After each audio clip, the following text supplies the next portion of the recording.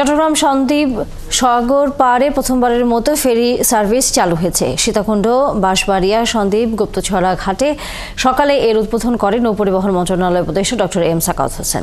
এ বিষয়ে আরও খবর জানাতে যুক্ত হচ্ছেন আমাদের সাথে সহকর্মী রাজীব বড়ুয়া। রাজীব, ফেরি সার্ভিস উদ্বোধন করা হয়েছে, এরপর আর কি সেখানে আনুষ্ঠানিকতা আছে?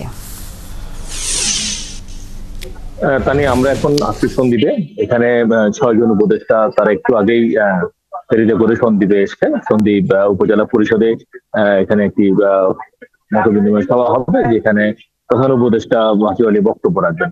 এবং এর আগে সকাল 8:30টায় নৌ উপদেষ্টা সাখাওয়াত এবং অন্য আরো 5 উপদেষ্টাকে নিয়ে ফেরি যে চলাচল সেটি উদ্বোধন করলেন চট্টগ্রাম অংশে। অর্থাৎ চট্টগ্রামের যে সীতাকুণ্ডের বাঁশবাড়িয়া ঘাট, সেই বাঁশবাড়িয়া ঘাটে প্রথমে উদ্বোধন করলেন।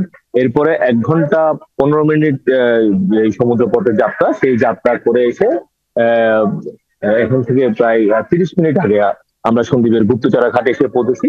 এবং ওখানে নেমে আরেক দফা উদ্বোধন করা হয়েছে।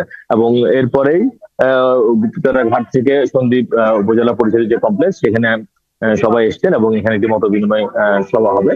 এবং আপনি জানেন যে এই চট্টগ্রাম থেকে সন্দ্বীপের যে 18 কিলোমিটার সমুদ্র পথ, এই সমুদ্র পথে আগে সবসময় নৌকা অথবা কাঠের যে ট্রলার, সেই এদের মাধ্যমে কিন্তু আসলে আসা যাওয়া হতো। এবং মানুষের এক ধরনের অবর্ণনীয় কষ্ট ছিল।